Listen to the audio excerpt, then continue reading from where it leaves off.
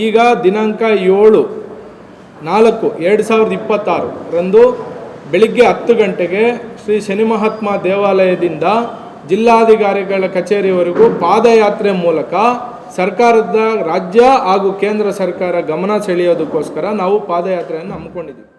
ಚಿಕ್ಕಬಳ್ಳಾಪುರ ನಗರದಲ್ಲಿನ ಪತ್ರಕರ್ತರ ಭವನದಲ್ಲಿ ಶ್ರೀ ಹರಿಕೃಷ್ಣ ಫೌಂಡೇಶನ್ ಅಧ್ಯಕ್ಷ ಆನೆಮಡುಗು ಹರೀಶ್ ರೆಡ್ಡಿ ನೇತೃತ್ವದಲ್ಲಿ ಸುದ್ದಿಗೋಷ್ಠಿ ನಡೆಸಿ ಮಾತನಾಡಿದ ಅವರು, ಹಲವು ವರ್ಷಗಳಿಂದ ಚಿಕ್ಕಬಳ್ಳಾಪುರದಲ್ಲಿ ಶುದ್ಧ ನೀರಿಗಾಗಿ ಹೋರಾಟ ನಡೆಯುತ್ತಿದ್ದು, ಅದರ ಭಾಗವಾಗಿ ಕಳೆದ ತಿಂಗಳು ಕಂದವಾರ ಕೆರೆಗೆ ಹರಿಸಲಾಗುತ್ತಿರುವ ಎಚ್ಎನ್ ವ್ಯಾಲಿ ನೀರಿನ 3ನೇ ಹಂತದ ಶುದ್ಧೀಕರಣಕ್ಕೆ ಒತ್ತಾಯಿಸಿ ಪ್ರತಿಭಟನೆ ನಡೆಸಲಾಗಿದೆ. ಈ ನೀರಿನ ಮಾದರಿಯನ್ನು ಮುಖ್ಯಮಂತ್ರಿ, ಉಪಮುಖ್ಯಮಂತ್ರಿ ಹಾಗೂ ಸಂಬಂಧಪಟ್ಟ ಸಚಿವರಿಗೆ ಕಳುಹಿಸಿದರೂ ಸರ್ಕಾರದಿಂದ ಯಾವುದೇ ಪ್ರತಿಕ್ರಿಯೆ ಬಂದಿಲ್ಲ ಎಂದು ಅವರು ಆರೋಪಿಸಿದ್ದಾರೆ. 2 ಹಂತದಲ್ಲಿ ಶುದ್ಧೀಕರಿಸಲ್ಪಟ್ಟ ನೀರನ್ನು ಕೆರೆಗಳಿಗೆ ಹರಿಸುವುದರಿಂದ ಜನರ ಆರೋಗ್ಯದ ಮೇಲೆ ದುಷ್ಪರಿಣಾಮ ಉಂಟಾಗುವ ಸಾಧ್ಯತೆ ಇದೆ. ರಾಜ್ಯ ಬಜೆಟ್ನಲ್ಲಿ 3ನೇ ಹಂತದ ಶುದ್ಧೀಕರಣದ ಬಗ್ಗೆ ಘೋಷಣೆ ಮಾಡುವಂತೆ ಒತ್ತಾಯಿಸಿದರೂ ಸರ್ಕಾರ ಇದನ್ನು ಪರಿಗಣಿಸಿಲ್ಲ ಎಂದು ಅವರು ಅಸಮಾಧಾನ ವ್ಯಕ್ತಪಡಿಸಿದ್ದಾರೆ. ನಮಗೆ ಕೊಳಚೆ ನೀರು ಬೇಡ, ಶುದ್ಧ ನೀರು ಬೇಕು ಎಂದು ಆಗ್ರಹಿಸಿದ ಅವರು, ಜೀವಜಲ ಜಾಗೃತಿ ವೇದಿಕೆಯ ವತಿಯಿಂದ ಏಪ್ರಿಲ್ 7ರಂದು ನಗರದ ಶನಿ ಮಹಾತ್ಮ ದೇವಸ್ಥಾನದಿಂದ ಜಿಲ್ಲಾಧಿಕಾರಿ ಕಚೇರಿವರೆಗೆ ಪಾದಯಾತ್ರೆ ಹಮ್ಮಿಕೊಳ್ಳಲಾಗಿದ್ದು, ಸಾರ್ವಜನಿಕರು ಹೆಚ್ಚಿನ ಸಂಖ್ಯೆಯಲ್ಲಿ ಭಾಗವಹಿಸುವಂತೆ ಕರೆ ನೀಡಿದ್ದಾರೆ. ಇನ್ನು ಏಪ್ರಿಲ್ 7ರಂದು ನಡೆಯಲಿರುವ ಪಾದಯಾತ್ರೆಗೆ ರೈತರು, ಚಿಂತಕರು ಹಾಗೂ ಸಾರ್ವಜನಿಕರು ಹೆಚ್ಚಿನ ಸಂಖ್ಯೆಯಲ್ಲಿ ಭಾಗವಹಿಸಿ ಹೋರಾಟಕ್ಕೆ ಬೆಂಬಲ ನೀಡಿ ಎಂದು ಮನವಿ ಮಾಡಿದ್ದಾರೆ. ಮೊದಲನೇದಾಗಿ ನಮ್ಮ ಕಾರ್ಯಕ್ರಮಕ್ಕೆ ನಮ್ಮ ಕರೆಗೆ ಹೋಗ್ಬಿಟ್ಟು ತಾವೆಲ್ಲರೂ ಏನು ಮಾಧ್ಯಮ ಮಿತ್ರರು ಬಂದಿದ್ದಾರೆ, ತಮ್ಮೆಲ್ಲರಿಗೂ ಕೂಡ ಮೊದಲನೇದಾಗಿ ನನ್ನ ಅಭಿನಂದನೆಗಳನ್ನು ಸಲ್ಲಿಸ್ತೇನೆ.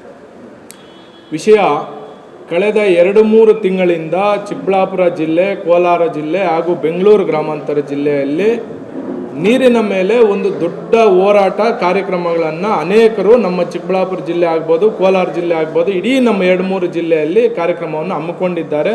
ಸರ್ಕಾರಕ್ಕೆ ವಿವಿಧ ರೀತಿಯ ಸರ್ಕಾರಕ್ಕೆ ಗಮನ ಕೂಡ ತಂದಿದ್ದಾರೆ. ಕಳೆದ 1 ತಿಂಗಳ ಹಿಂದೆ ಕೂಡ ನಾವು ಕೂಡ ಚಿಕ್ಕಬಳ್ಳಾಪುರ ಏನು ನಮ್ಮ ಕಂದವಾರ ಕೆರೆ ನೀರು ಏನಿದೆ, ಕಲುಷಿತ ನೀರು, ಇದನ್ನು ಇಡೀ ಸರ್ಕಾರದ ಸಚಿವ ಸಂಪುಟಕ್ಕೆ, ಸರ್ಕಾರಕ್ಕೆ, ಮುಖ್ಯಮಂತ್ರಿಗಳಿಗೆ ಕೂಡ ಕಳಿಸುವಂಥ ಕೆಲಸ ನಾವು ಮಾಡಿದ್ವಿ. ಮಾಧ್ಯಮಗಳಲ್ಲೂ ಕೂಡ ವರದಿ ಮಾಡಿದ್ವಿ. ಅನೇಕ ಸೋಷಿಯಲ್ ಮೀಡಿಯಾ ಮುಖಾಂತರನೂ ಸರ್ಕಾರದ ಗಮನಕ್ಕೆ ನಾವು ತಿಳಿಸಿದ್ವಿ.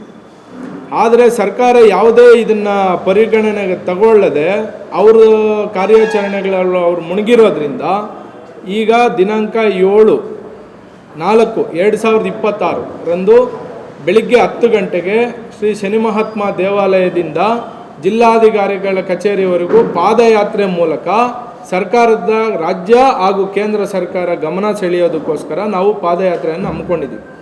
ಇತ್ತೀಚಿನ ದಿನಗಳಲ್ಲಿ ತಾವೆಲ್ಲರೂ ಗಮನಿಸಿರೋ ಹಾಗೆ ನಮ್ಮ ಚಿಕ್ಕಬಳ್ಳಾಪುರ ಏನು ಈ ಕಲುಷಿತ ನೀರಿನಿಂದ ಆಪಾದನೆಗಳು ಉತ್ಪಾದನೆ ಆಗಿದೆ, ಆಪಾದನೆಗಳು ಉತ್ಪಾದನೆ ಆಗಿದ್ದರೂ ಕೂಡ, ಅನಾರೋಗ್ಯ ಸಮಸ್ಯೆ ಆಗಿದ್ದರೂ ಕೂಡ ಸರ್ಕಾರ ಇದಕ್ಕೆ ಗಮನ ತಗೊಂಡಿಲ್ಲ. ಹಂಗಾಗಿ ನಾವು ಉಗ್ರವಾದ ಹೋರಾಟವನ್ನು ದಿನಾಂಕ 7ನೇ ತಾರೀಕು ಚಿಕ್ಕಬಳ್ಳಾಪುರ ಶನಿ ಮಹಾತ್ಮ ದೇವಸ್ಥಾನದಿಂದ ಪ್ರಾರಂಭ ಮಾಡಿ DC ಕಚೇರಿವರೆಗೂ ಹೋಗಿ ಮಾನ್ಯ ಪ್ರಧಾನಮಂತ್ರಿಗಳಾದಂಥ ಶ್ರೀ ನರೇಂದ್ರ ಮೋದಿ ಅವರಿಗೆ ಮತ್ತು ನಮ್ಮ ಕರ್ನಾಟಕ ರಾಜ್ಯ ಸರ್ಕಾರದ ಮುಖ್ಯಮಂತ್ರಿಗಳಾದಂಥ ಶ್ರೀ ಸಿದ್ದರಾಮಯ್ಯರವರಿಗೆ ಹಾಗೂ ಸಚಿವ ಸಂಪುಟದವರಿಗೆ ಮತ್ತು ಪಕ್ಕದ ಗಡಿ ರಾಜ್ಯ ಮತ್ತು ಆಂಧ್ರ ಪ್ರದೇಶದ ಮುಖ್ಯಮಂತ್ರಿಗಳಾದಂಥ ಶ್ರೀ ಚಂದ್ರಬಾಬು ನಾಯ್ಡುರವರಿಗೂ ಮತ್ತು ಉಪಮುಖ್ಯಮಂತ್ರಿಗಳಾದಂಥ ಶ್ರೀ ಪವನ್ ಕಲ್ಯಾಣ್ ಅವ್ರಿಗೂ ಕೂಡ ನಾವು ಮೆಮೊರಂಡಮನ್ನು ಕಳಿಸುವಂಥ ಕೆಲಸ ನಾವು 7ನೇ ತಾರೀಕು, ಅದು ನಮ್ಮ ಚಿಕ್ಕಬಳ್ಳಾಪುರ ಜಿಲ್ಲೆಯ ಜಿಲ್ಲಾಧಿಕಾರಿಗಳ ನೇತೃತ್ವದಲ್ಲಿ ನಾವು ಕಾರ್ಯಕ್ರಮವನ್ನು ಹಮ್ಮಿಕೊಂಡಿದ್ವಿ. ಕ್ಯಾಮರಾ ಪರ್ಸನ್ ಪ್ರವೀಣ್ ಜೊತೆ ಕಳವಾರ ಅರುಣ್, MMTV ನ್ಯೂಸ್, ಚಿಕ್ಕಬಳ್ಳಾಪುರ.